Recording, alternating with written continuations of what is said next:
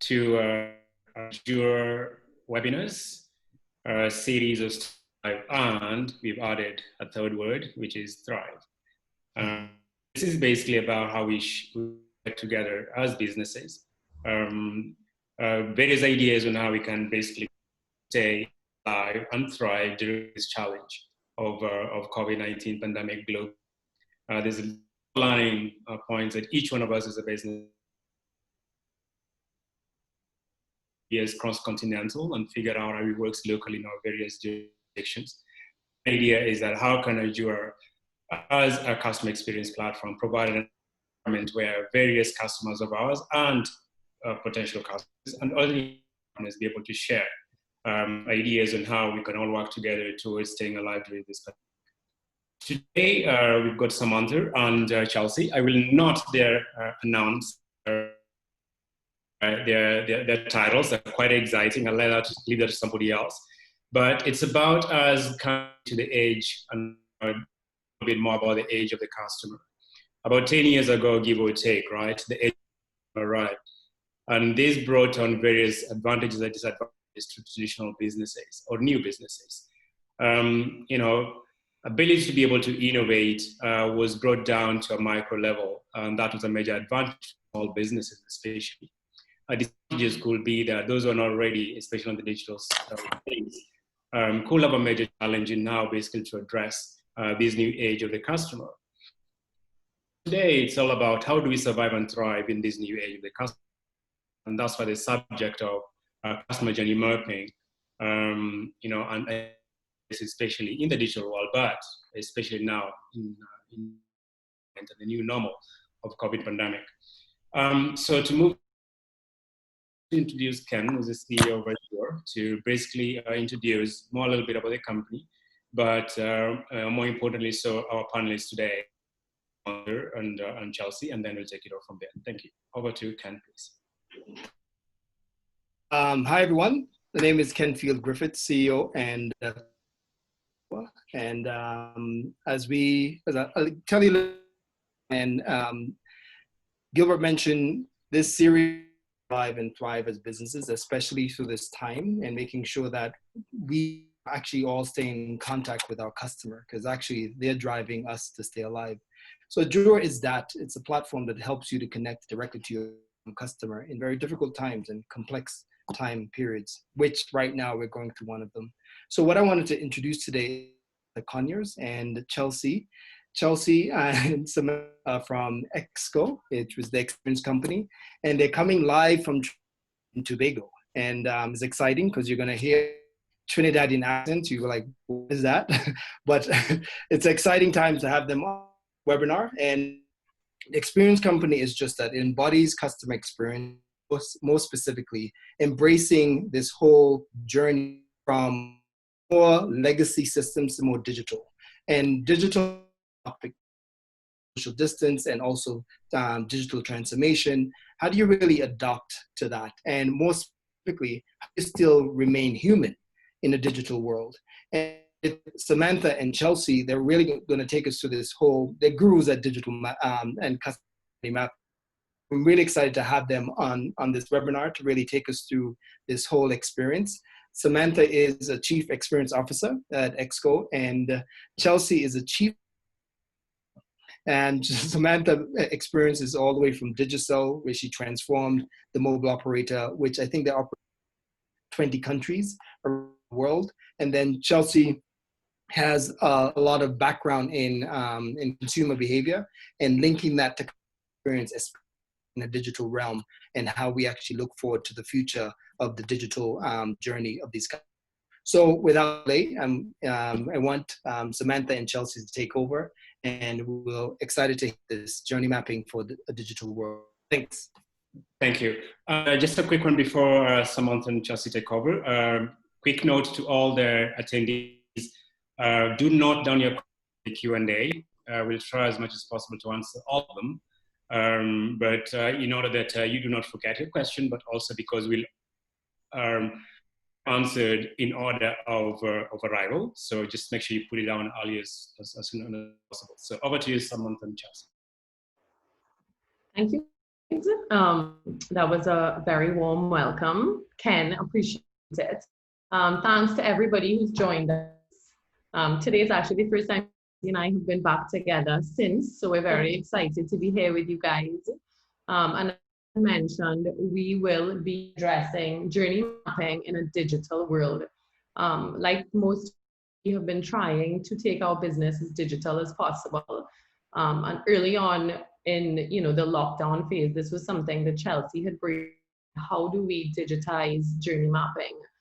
It's such an important product, not such an important process for businesses to really like us. So we're looking forward to taking you guys through, a little bit more about what a journey map is, creating actionable journey maps, tying metrics to maps, and we're really proud of our Ajua and what that brings to our business and our product suite, and most importantly to our clients. Guys, through how we are taking this process digital. We're not going to let the lockdowns and the restrictions, put on what we're doing. So we've been brainstorming ways of how we can do this, online, different breakout rooms, different tips and tricks.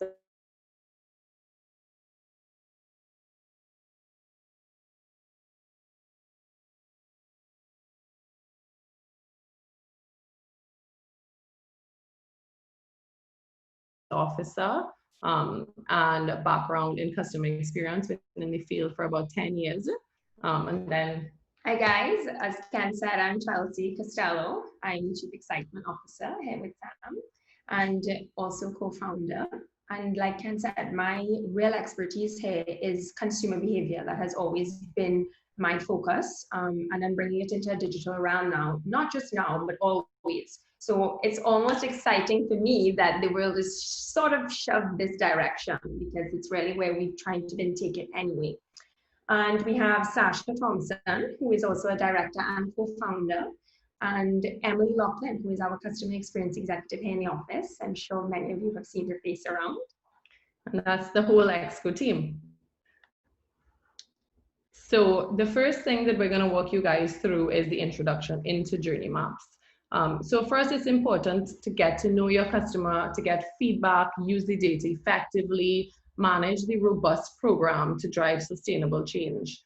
We see a lot of the times, a lot of people tell us, oh, we've done some journey mapping, or we want to do journey mapping.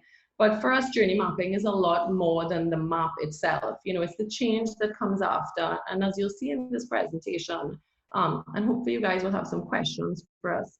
But for us, it's all about managing and measurements. And again, I think that's why our partnership with Ajua works so well, because they've really enabled us to differentiate our mapping techniques with the use of data.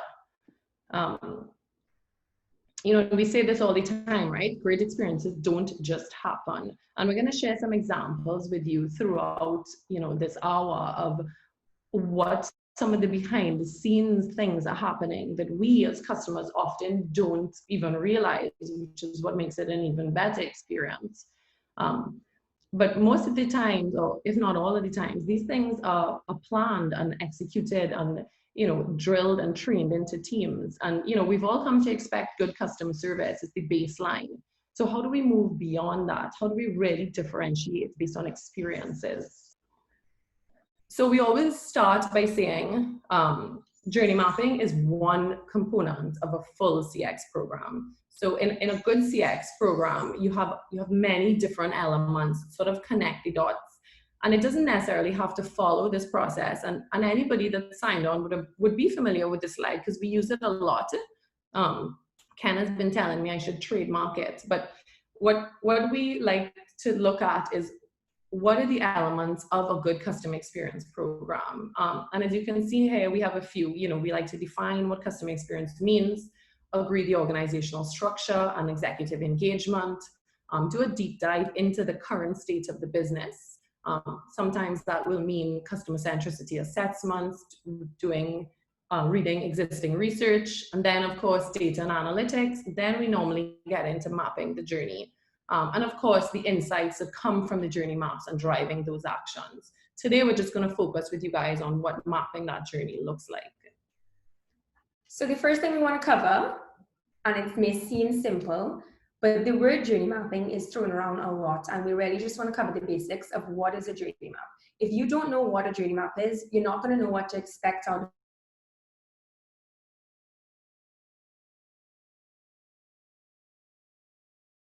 it. It's a much broader process than that. A lot of times we may be doing touch point maps or maybe even user flow maps, especially in the digital world. A lot of us are doing more digital than we ever expected before. So user flows are really coming into play there. Those are not necessarily journey maps. So the journey maps that we use are really a visual representation of the steps and emotional states that a specific customer goes through. It has to be specific over a period of time and to accomplish a specific goal. And the most important part, it may include some interactions with the organization, and that's where your touch points come in. But it also has a lot to do with the steps customers are taking outside the organization. So it's all about the customer's goal. What is the customer's overall goal versus yours? We all have internal goals. But for example, I'm going to use the example of Netflix, a customer going through the Netflix journey. We know a lot of people have had to use streaming services recently, and we know there's been a lot of uptake. Their goal is not necessarily, I want to create an account. The goal is that I want to stream movies online with my family. And that is what works for the customer. And a lot of times we'll be talking about what are my goals and how much more, I need more uptake on this site and how many clicks are we getting on this. So it's really focusing on what the customer wants to achieve. So there's some key ingredients to any journey map. And the first and most important to start with is the persona. I'm going to speak a little bit more about that, but the persona is your target customer and their goals for the journey. Another important element is your stages and goals of the customer. So again, not what we do, not our internal flows, not our internal processes, but what the customer does. Really step into their shoes. And of course, the expectations and perception. We always say perception is reality. So this is where we have to remove the defensiveness as an organization and not say, well, this is what we're doing. And no, we've already done that. If a customer is not feeling the things that you want them to feel, then their perception is reality. And of course, always, but now more than ever, is their emotional state. What the customer feels throughout their journey with you is critical to how they will continue to do business and share that emotion amongst their peers. So a little bit about personas. You know,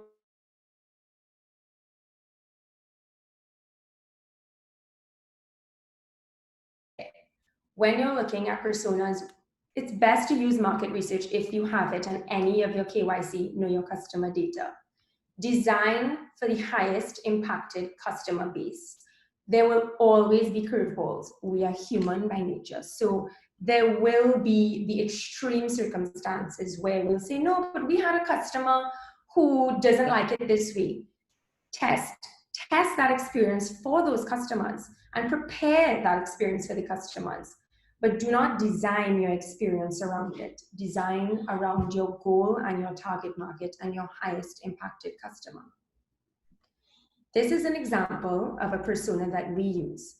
As you can see, it's very detailed. More importantly, you have to be very specific. So we give her a name. Her name is Nikita Joseph. She's a mom. She's interested in buying a Netflix account. So you're not just saying, okay, Nikita Joseph is buying bread in a bakery. That's a very different experience. So it's very specific to who your persona is and what journey you're tying them to. We use a lot of key characteristics, anything that makes them sensitive to how they interact with you, how technology able are they use all these new tools you're deploying, and are you removing the human experience for them, or do they want you to remove the human experience for them?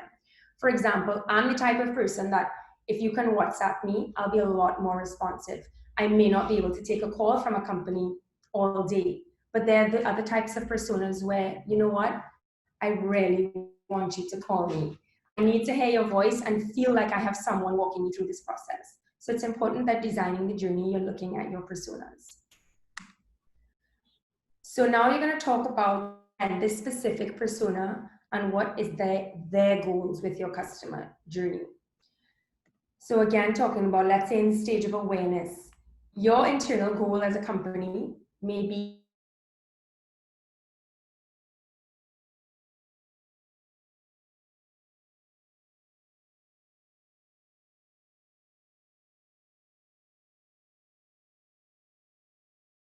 the Netflix account. Internally, our goal is to increase the uptake of streaming service users, but that's not what the customer is focusing on. And if you hit those targets, it doesn't affect that customer. And finally, one of the examples we love to use is no one wakes up on a morning and says, I want to call the call center, or I want to call Netflix and get help. You know, take the example of an insurance industry. No one says, you know what, I want to file a claim. So we have to understand that their goal in the insurance industry will be to get their car back up and running if they have had an accident. It's not to file a claim, but that may be a step they take to achieve their goal. So in the case of Netflix example, if I need help signing in, is to call the call center and get support. This is just an example of a very basic framework that we use at Exco to map out our journeys. So the most important things that you need to cover, you can always add, but these are critical elements. You need to speak about the persona's stage, their goals, the expectations, the steps with your company, so the steps they're taking with you at any time, and the steps without your company. So in the Netflix example, oh, I'm talking to family and friends, I'm looking at, you know, other competitors. Talk about issues in that stage, but more than just issues, it might even be obstacles, because often we'll be in a group and they'll say, we have no issues here, but are there little obstacles? And for example, right now, the obstacle would be the situation we're in with social distancing, and most importantly, put ideas and solutions to these issues and obstacles. We then take it a step further and put the emotional layer around it. And this is where Ajua really comes in for us and our partnership with them, because our clients are able to use the CX metrics per stage and see how the customer experience is adjusting and changing throughout the journey. We then take it a step further, and Sam will talk about that a little more later on, is how you're not just using CX metrics, but how you're tying your real success from your journey maps. And then one massive chunk that seems so minor but comes up in every journey map we've ever done is the communications and the visuals. What are you communicating to your customer at every stage of their journey? So some examples of these, this would be one stage of one journey map. Journey maps can go from 10 stages to 50 stages, depending on the journey you're mapping. But take this example where it's the Netflix journey. You know, the stage that they can't access their account and the goal is to sign into their account. They expect it'll be easy and someone can help them, and maybe they'll speak to an agent. But the step that they're going to take without you is they might call their spouse, and you're now dealing with a second persona. So you have two personalities to deal with. You know, we're going to talk about the issues, and this is where true idea is. So maybe we come up with an idea that we add a secret question, or we troubleshoot for them to figure out their password.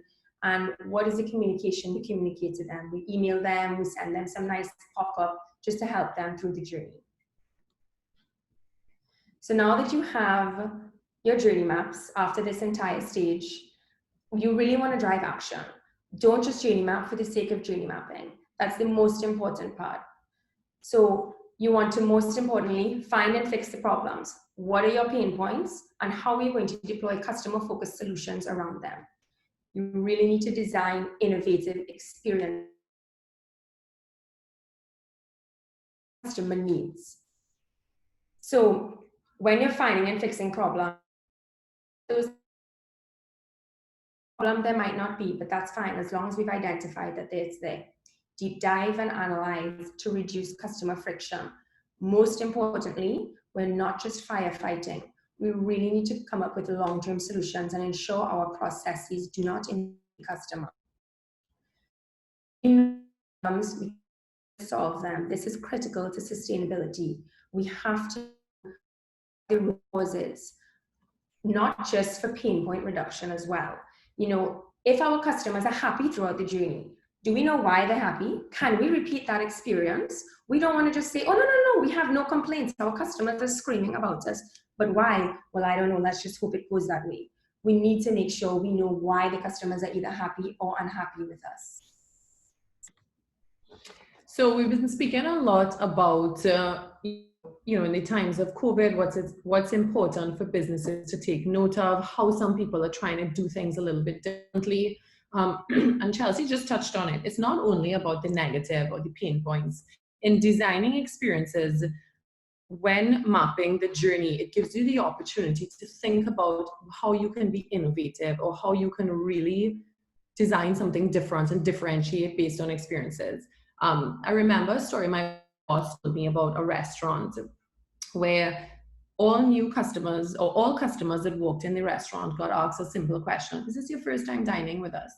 If I said yes, I got a red napkin. And if I said no, I got a blue napkin. This very simple gesture that any customer would not have realized was being done was a designed experience, because all the staff, down to the busboy, the chef, knew that anybody with a red napkin was a first-time customer, and they were supposed to get a very warm welcome from anybody that passed by, whereas people with blue napkins should have been treated like old friends. And this tells you a little bit about design thinking and how, when you're mapping your journey, you can really tie these small, unique elements that become wow moments for your customers. I went on later and I read about this example and other great ones in The Customer Service Revolution by John DeJulie. So if you guys are interested, it's a great book. And it has a lot of little examples like that about designing wow moments. And they matter, especially now. We recently did some research with Ajua where we asked Trinidadians, and hopefully many of you were able to participate in that. What do they think their buying behavior will be like after COVID? So in the post-COVID world, when we're all back out to work full time, and what do they think how do they think their buying behavior will change? And 30% of people told us they will definitely be a lot more cautious with their spending. And then this was another piece of research we found on Forbes, where 71% of participants said that if they perceive that a brand is putting profit over people, they will lose trust in that brand forever. So again, for us, this just speaks volumes to the importance of designing experiences and taking time through the journey that your customer is on, and putting yourself in your customer's shoes and pulling out little moments and those little nuggets of positive experience and personalized experiences that can really stand out for them. So again, you have a journey map. Now this is where we add the metrics in. So this is where you start to engage your C-suite. You allow them to track and trend. You focus on insights, metrics, moments of truth. And we're gonna go into metrics in quite a bit of detail shortly. And the last thing around customer journey mapping and what you do after customer journey map is start to shift your organizational culture. So you look at building a customer focused mindset, and how do you foster customer centricity across the organization? A lot of times for us, what we do is a customer centricity assessment, which is actually a tool designed by Temkin Group, where you measure the internal level of customer centricity in your organization. Again, it's a metric, so you're able to measure it over time, see the results of impact, the results of programs that you've implemented, and really start to see a change in the level of customer centricity in your organization. As Chelsea mentioned before, a lot of people talk about doing journey maps, and a lot of people do have journey maps, and we applaud companies that have taken the initiative to do this on their own, because it really is quite an intimidating task when you set out to map your customer's journey. For us, what is really critical to us is that it's more than just a map. It literally needs to be a blueprint, a step-by-step guide on how to, what, and why you need to do the steps that follow. So what we always do post journey mapping is a really detailed action plan. Sometimes they can, again, be a little bit intimidating because the amount of actions, because we ensure that we capture everything from the smallest, have water in the waiting room for your customer, all the way into system and process and technological changes. And the final touch for us is the impact effort matrix, because this really helps you, the business, narrow down your focus. And again, it's all about measurement, right? So we want to look at quick wins and what can you get done really quickly to see change and to prove success, get some real engagement from your C-suite. Our impact effort matrices for, I'm sure some of you guys are familiar with this, but we look at level of impact over the ease of implementation. And then we break those down into action, plan, and consider. So what do you need to do immediately? So your nice quick wins. What should you, the business, plan for? And what you need to consider for long-term future. And quite often, those are the system change or the technological changes that you might need to invest in that we put down in the consider brackets. Okay, so now we're going to get into the metrics. And for us, the best part about tying metrics to your journey mapping, and this is a real aha moment for many executives. And I remember the first time I was able to do this for Digicel when we launched their Voice the Customer program, was you get to bring your customers right into the boardroom. So oftentimes, you have a management team sitting around a table or an executive team making decisions. And for us, what was really shocking was we were making decisions on last year's market research. So really aged data, and it was quite risky for the business. So implementing a Voice of the Customer transactional live feedback program gave us a lot of power. And putting that customer feedback in black and white up on the screens in the boardroom can really engage your organization all the way from the CEO down. And as Chelsea touched on before, what it allows you to do is put that customer data on all your customer metrics alongside your operational data. And that there's a real strength and unique power in that, because you can see the impact of your operational KPIs and what that looks like to your customer. Just a quick touch on KPIs here. I'm sure all you guys are familiar, but a KPI is a key performance indicator, and every business, no matter how big or small, looks at KPIs to track the progress and performance of their business. And we're all familiar with this quote, right? If it cannot be measured, it cannot be managed. And with customer experience, that is literally what we preach day in and day out. For your program to be sustainable and to avoid the sort of fluffy concern that people sometimes have around customer experience, you have to tie metrics and data to your program. So there are some typical organizational KPIs. They have sales KPIs, finance KPIs, operational KPIs, and of course, customer KPIs. And the one we've highlighted here is the Net Promoter Score. So this one is something that we do a lot with customers. We look at customer feedback and their likelihood of an experience and how that experience shapes their likelihood to recommend a business. Additionally, we look at customer effort scores, customer satisfaction scores. So depending on the transaction and the touch points, there are different KPIs that you can use to tie, as Chelsea is saying, your customer metrics back to your operational metrics. And that they give you that extra layer of KPIs, and how we see it is looking at it from the outside in. So operational KPIs tend to be a bit inside out focused, whereas customer KPIs are outside in. So yes, you might have delivered 98% of your stock on time and in full, but who are those 2% that you missed, and what is their story? Quite often we miss those people, and those people have an experience to share. And yes, we do design journeys for impact and for the majority, but it's critical not to lose the 2%. You have to understand what those experiences are. And are you missing a gap or an opportunity, and how do you close that? So how our journey maps look, and I know this is a little blurry, that's because it's a client's information. As Chelsea shared, all the steps are on the left-hand side. So you can see all the steps, and on the bottom layer, it's the operational KPIs.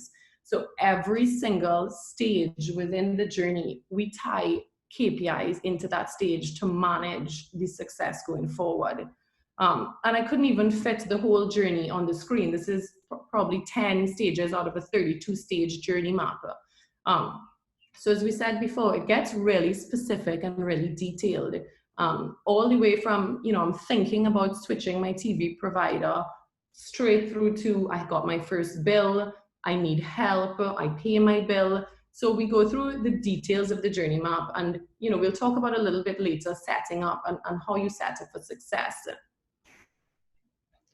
Okay, guys, so we often say that journey mapping for us is high touch, low tech, because it's a very hands-on experience. You really have to become the customer, and it gets engaging, exciting. I know a lot of people on this call have been in a journey mapping session with us, so you know exactly what I'm talking about. But how do you do this and bring those same elements in a digital world and a remote world at that? The beauty of this is the key elements of journey mapping isn't necessarily around physical interaction. It's really about putting the customer first. And you can do that no matter where you are in this world. Most of them can be done remotely. And if you just adjust and tweak your methodology to suit, you'll really find success in some of these sessions. So if you're looking to do journey mapping with your teams, these are some things that we do that has shown success for us and our teams. So the first thing we do is prepare.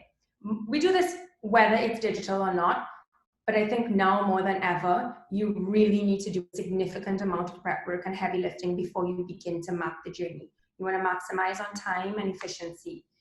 Of course, you're on a screen, so wear and tear is a lot quicker on people.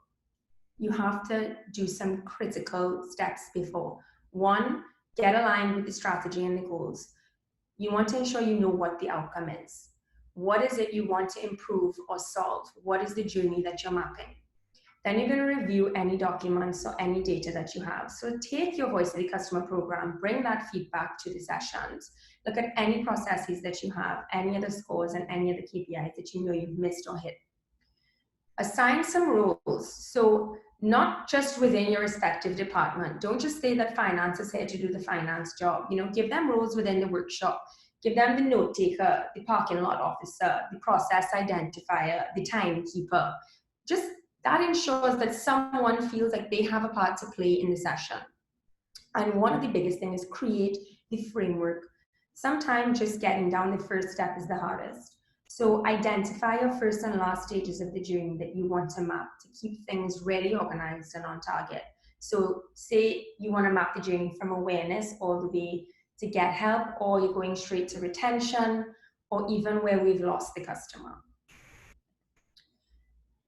Another really important thing in a digital world, obviously, is collaboration, and digital collaboration at that.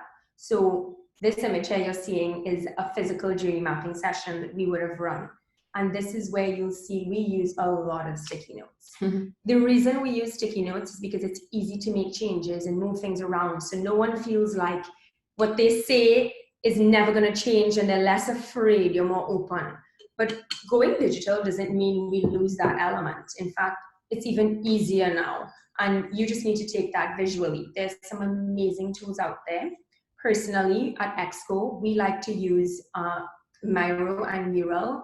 This example here you're seeing is a journey map we did on Expressure. So it's really visual, it's really collaborative. Multiple users can use it. You can share at the same time, and it doesn't remove that element of high touch, low tech.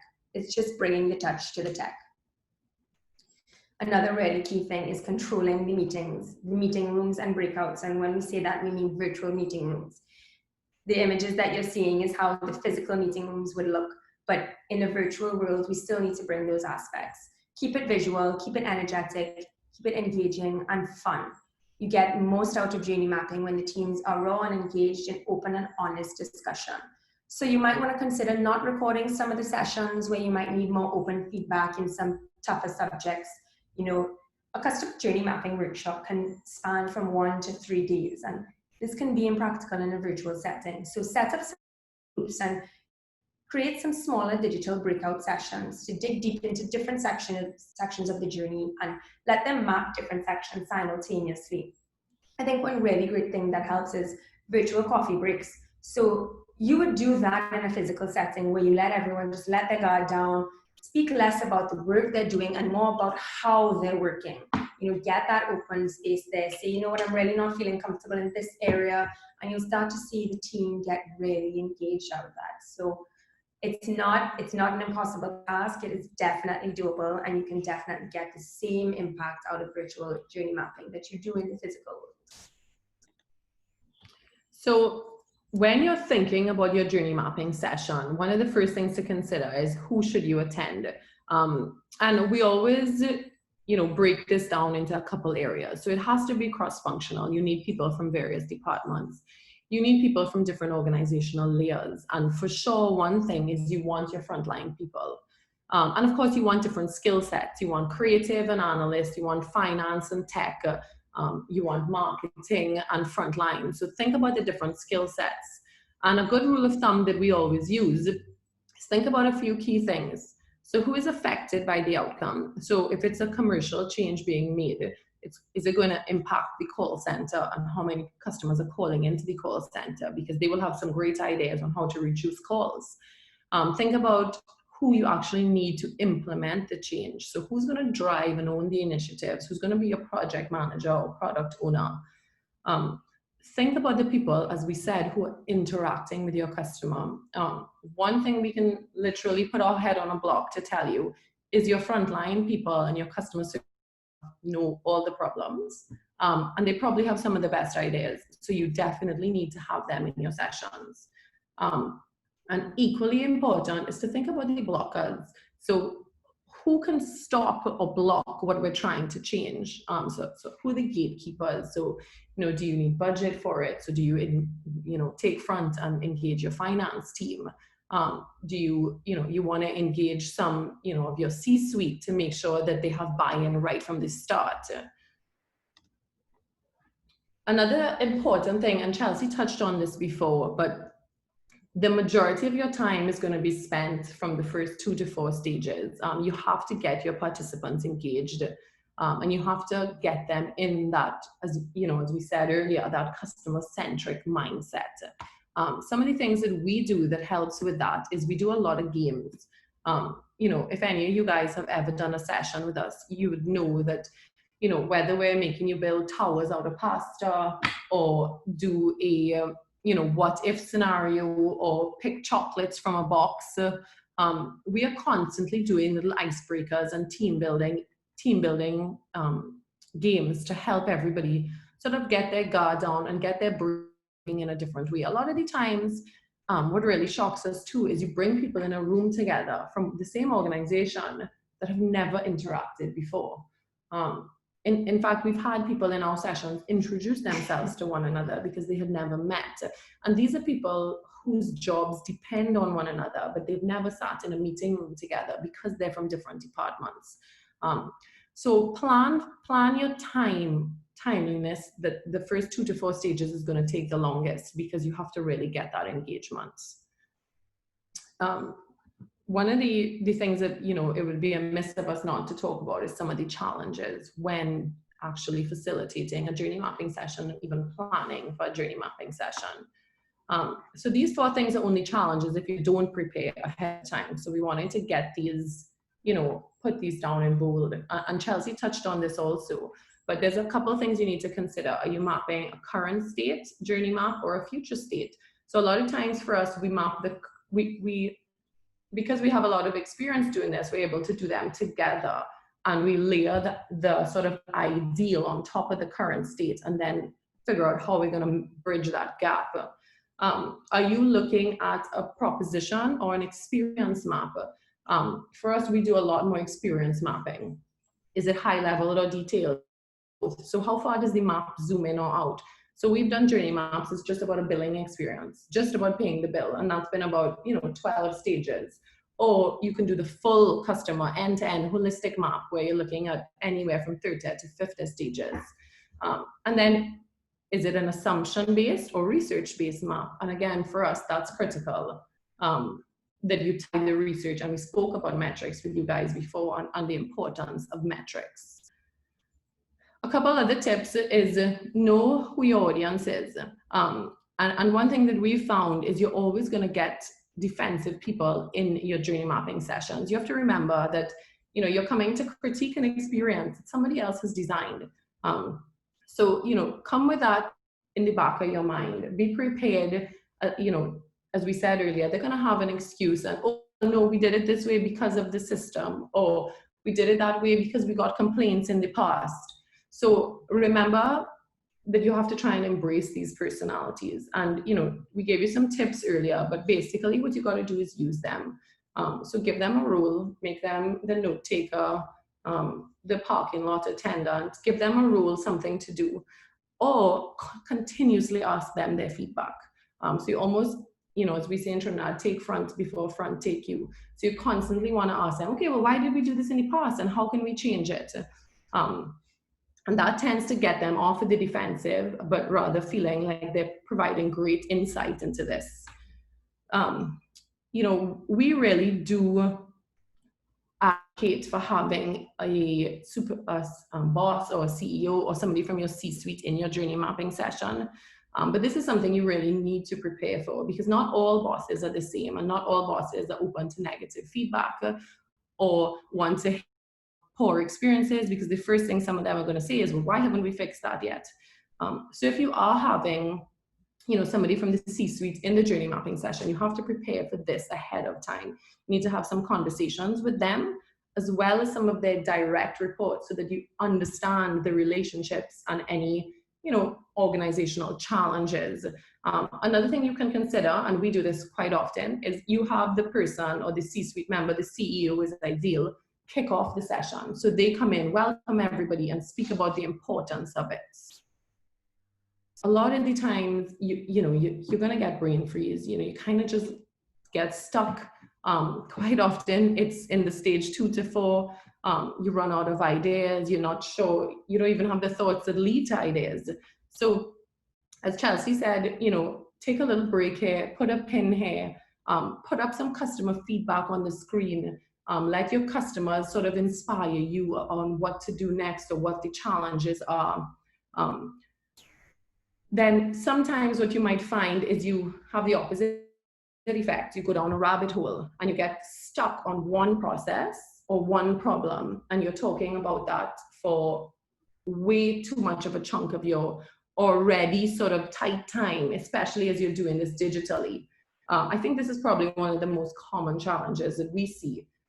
People just go, you know, they start to get lost in one area. And I think this is the easiest fix. And it's something that facilitators use and trainers use.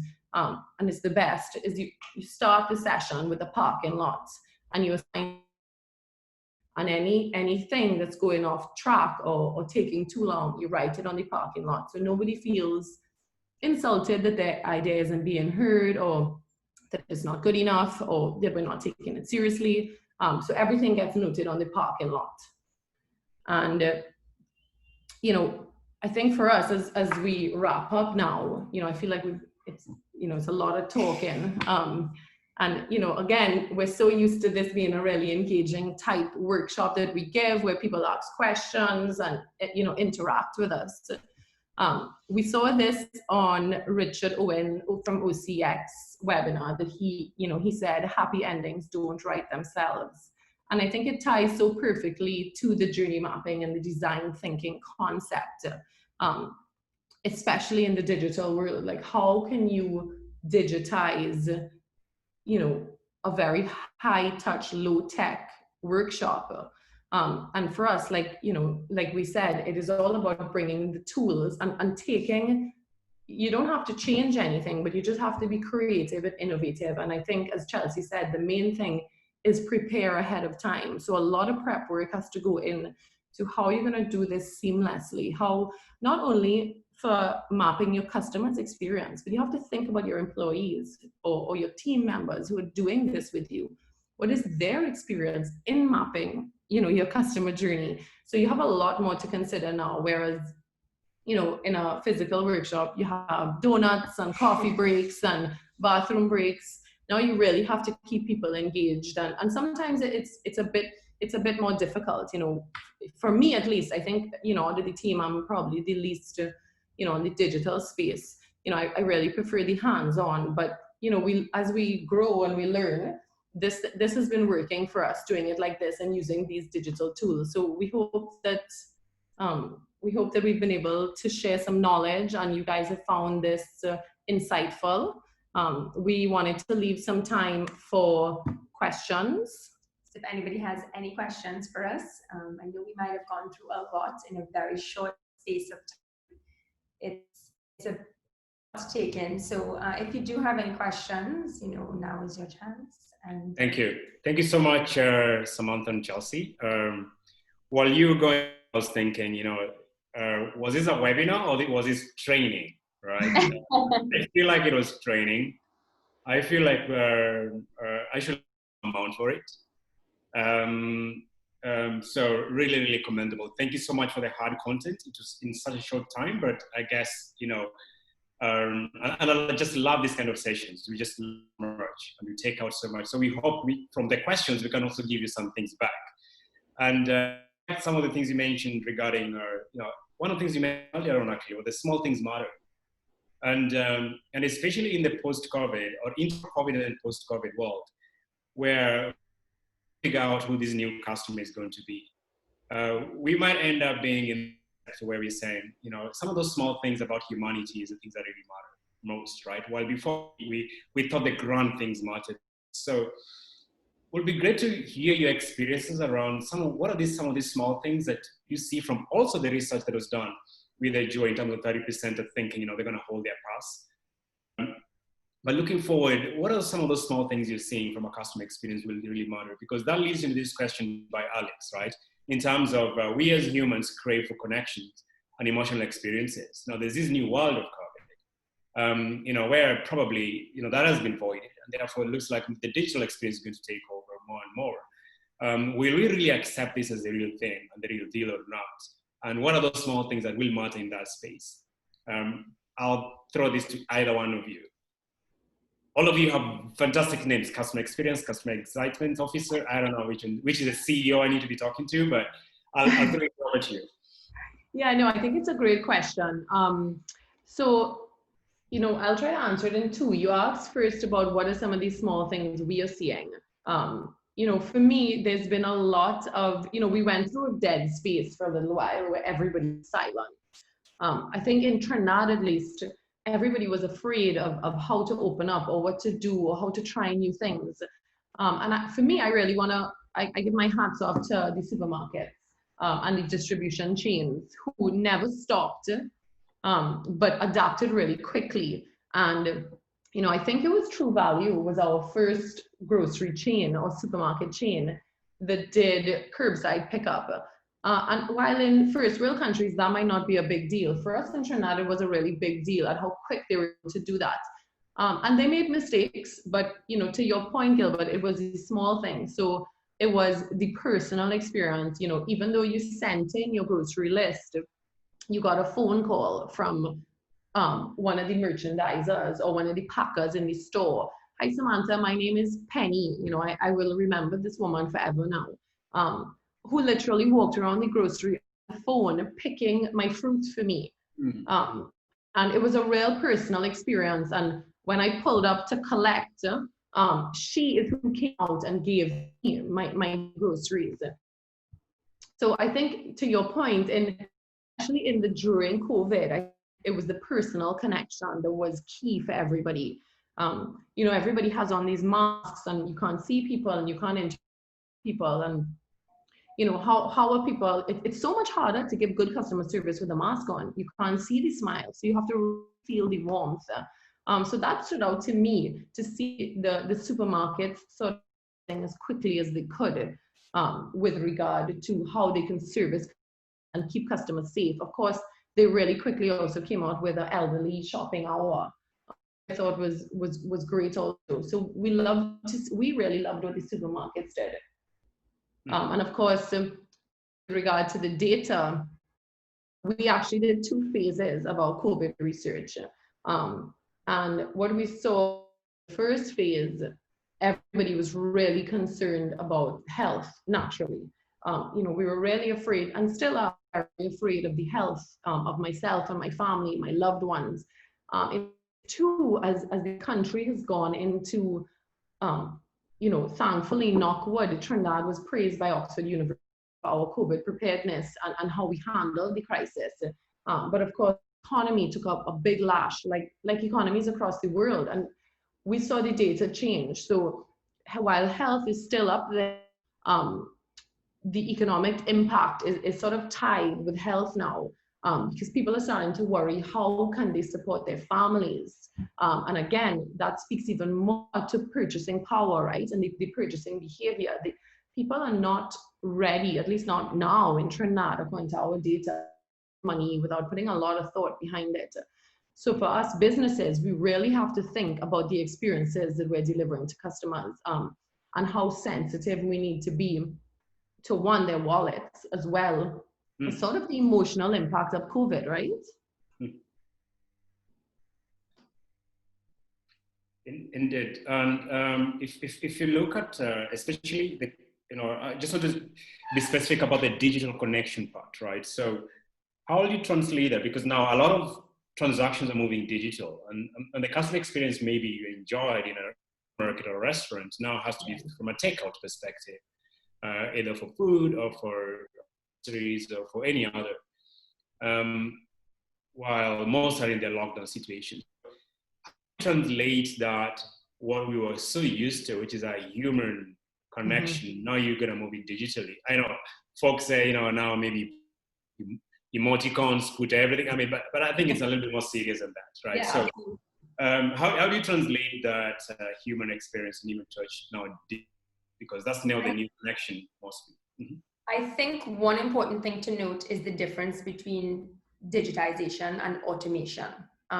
So the things that the human experience are very simple. We're all obviously, created pretty similar when you look deep inside humans. It's, we want to feel like the company cares about us. We want to feel that there's someone there focusing on our needs. And automation might be where you some of that because it's a little bit generic, but just because you go in digital doesn't mean you have to lose that human element. It might just be a handwritten note. Absolutely. I saw a really great example where there was there's a parking lot, and you pay to use this parking lot, and the person paid for that day. They got a handwritten note saying, you know what, it happens, we understand, we don't blame you for it, but please can you pay us for today?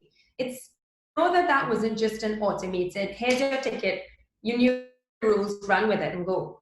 So there are ways that we can still show that there's a human behind the company that you're interacting with while doing that in a digital experience. Just the automation is where you have to really get focused on if you're in your experiences. And I think personalization, is a big part of that. So to move away from their valued customer and move into hi, Samantha, so move into a personalized world. And to Chelsea's point, you guys know about this more than we do, but that's where tech companies come in and customer CRM databases and coding comes in to get to really know your customer. I think we no longer have the option about getting to know our customer. Now, especially as we go digital, we need to start building out those customer databases so that we know about our customer, and in designing these experiences and in thinking about what they want post-COVID and how we're going to interact with them. You have a great point. How do we, I love that question, how do we make the digital experience feel human? And I think we have to remember that there's two people. It should feel like two people, whether it's automated or not. It should feel like two people connecting. So you have to build some human and I guess EQ into whatever automation you're and keep that personalization. You have, for me, I'm a big stickler in my name. And Starbucks does that great. You go into Starbucks and they remember who you are. And I'm interested to see how they're going to replicate that post-COVID. I would love to see what Starbucks does post-COVID. When you're doing curbside, how are they going to replicate that personalized experience? Got it. Let's go to the next question. and it's from Devendra. He's a consultant in quality. And basically, he knows how to use RCA tools, root cause analysis tools. He's asking if there's any tool specific that needs to be, that you could use for customer journey mapping that you could recommend. Look, I think I'm looking at this question and the question just after it, and I think this answer might, tie really well together. And it's something that we touched on. And again, it's your data. So cross-reference all of your CX data with your internal data. And that is where you're going to find the true drivers. So you're not hitting a KPI. What is your CX metric saying? Is it speaking to that KPI? And why I think it speaks nicely to the next question as well is in the buy-in of the change you're making. So if you're saying, look, we've identified the root cause, you want to make this change, how do you get support and budget for a simple change? An example would be that you may make a change on one communication, one email, one text message that you send to your customer, and that can significantly reduce calls to your call center and reduce the cost to serve the customer at the end of the day. So I think your metrics and tying that with your internal operations and KPIs, you will have a much easier time getting buy-in, and you'll really be able to dig down into the root cause and get specific. If you're looking at the root cause, you're not looking at the root cause of the entire journey and the entire pain point and the biggest pain point. You might be looking at one stage of the journey that's going to now have a domino effect on the other stages, and really focus on that critical stage of how it affects the rest. And it might affect more than one persona, so you're looking sort of lateral as well, but it is all about the data you have. The more data, the more power. So I think it's important that if you're not collecting that information from your customers now, definitely get started on that. And just to add to that, right, I think that you have investment. So Chelsea touched on that. I think people underestimate the value that you an organization or the you can save when focusing on customer experience. Cost to serve is such a under metric, in my opinion. And when you're looking, or when you're using design thinking and customer experience innovation, you reduce the need for customers to call for help. A customer doesn't call to say that, like they call because they need help, and they only need help because of something we've done.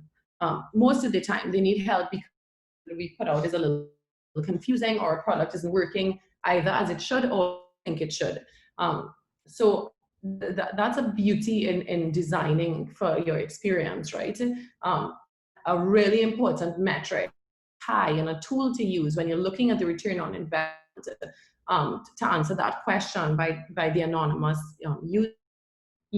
Think from the start about how you're going to measure the return on your investment, what metrics you can use to show improvements in X on your customer experience that have resulted in improvements in your operational KPIs. Got it. I was going to really take it on that question. You've partly answered it, Samantha. And it's rightfully from an anonymous, because there's definitely a CFO somewhere that is saying cut. It's COVID. Always. Right? Always, right? So from your experience, yes, there's the ROI part, but they need especially research right now in terms of who is this new customer, and maybe redefining personas, because persona was pre-COVID could be different from COVID environment persona, right? And only research and a couple of other things will tell you changed. How do you convince the CFO? I want to go a little bit deeper on this one. How do you convince the CFO? We're going to do this right now, right? If we don't do it, am I answering the question? Like survive? But what's your answer to that? How do you go around this based on your experience? You've been talking to several. It's real, right? It's real. And, in our experience, we've been really lucky, and we've also hit some, hit it with engaging executives. And I tell you, in my experience, the only way around that is you have to show the return on it. So the customer experience is not just a because what they will look at the CX as a cost generator, because the reality is they don't see it as a revenue generator thing. But what you do is flip its head, and you bring customers front and you sort of put the mindset out there that what would happen if we designed it right in the first place? We would sell more, we would recall. So we're not a cost generator. In fact, we are a revenue generator, and in some ways a cost cutter, because you're using serve. Again, the only way to do that is if you have metrics, if you have voice of the customer, and like we said, if you could bring that data to the boardroom, very moment for any C-suite, I think, to be able to put feedback up on the board, and not any old feedback, but feedback that you can segment by revenue. You should be able to look at your top spenders and how satisfied they are with your business, because then you can see your revenue at risk, right? You can see that we have X% of detractors or people that say they are not recommend us and they find it really difficult to do business with us. And a chunk of their revenue that we stand to lose. And that's how, for us, we've been able to engage the C-suite, is looking at things like revenue, return on investment. I think that revenue at risk will definitely get some infos up and paying more attention. So thank you for that. Now, in the interest of time, as we want to close off, we will take the last questions and pretty much just bundle it last, or I'll call your closing remarks. And maybe we'll begin off and for us with your closing remarks. So Chelsea, as you close off, please, the last question from Bose, or Bose, you know, just touching on, because you're the Chief Excitement Officer, CEO for Exco. So regarding both pain points and wow moment, how did you basically be able, you know, in a customer journey map separately together, as you know, just include that answer in your closing remarks, please. Absolutely. So do we use pain points and wow moments all in one journey map? We definitely do. Your moments of truth, and they must sit in one holistic view. Sometimes your pain points can be driven by your moments, vice versa, and they always affect one another. Your journey map gives you one holistic view of your customer's journey. So if you start to separate it too much, you won't see rivals. It's really important to see it from that angle, sort of a bird's eye view of which it's going to be able to zoom in and zoom out on certain experiences and dig deeper into certain reasons. So, first, I hope that answers your question on to why we do it in both. Again, guys, I'm closing. Thank you so much for having us, and we hope to see you again soon. Thank you, Chelsea. Over to you, Samantha, please. And just touching on that last question regarding any recommendations you call out from a software or apps for putting two teams together to work on a customer experience journey. And then just give us your closing remarks from Exco and yeah, over to you. So software apps, we've been dabbling in so many recently. And I would say that there's no one app, especially when it comes to journey mapping. I think that you can look at a couple different ones. You can look at Miro for virtual collaboration, Expressure for customer journey mapping and laying it out visually. For just collaboration, you can also look at tools like Microsoft Teams. We love Microsoft Teams.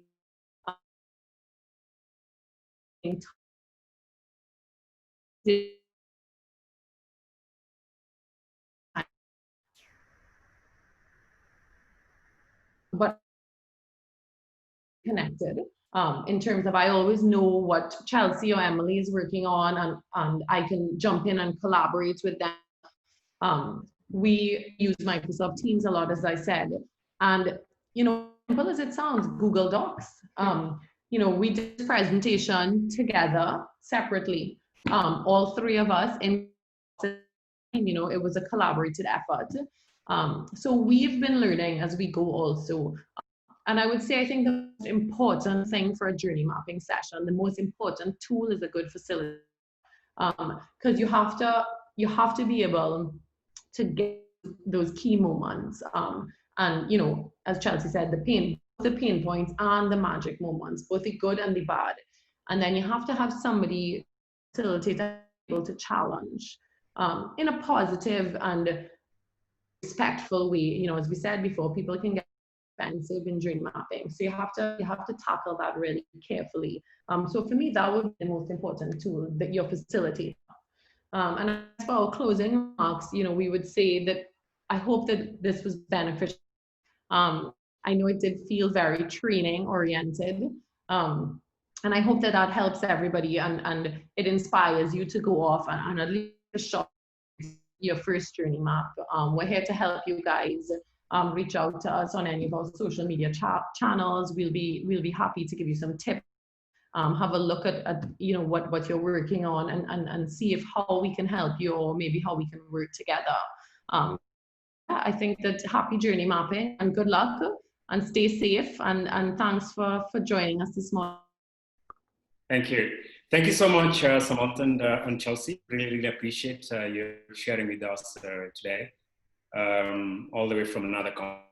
And to all our audience and our attendees, please, thank you so much. This could not have been without you, and especially your questions, which really has to also be thinking a little bit wider on some of the subjects that Samantha and Chelsea talked about. So again, thank you for joining Ajua's Stay Alive and Thrive webinar series. Looking forward to seeing you guys at the next one. And stay safe, stay alive as a business. And all of you, please, till next time. Thank you. Bye-bye. Thank you. Bye. Thanks.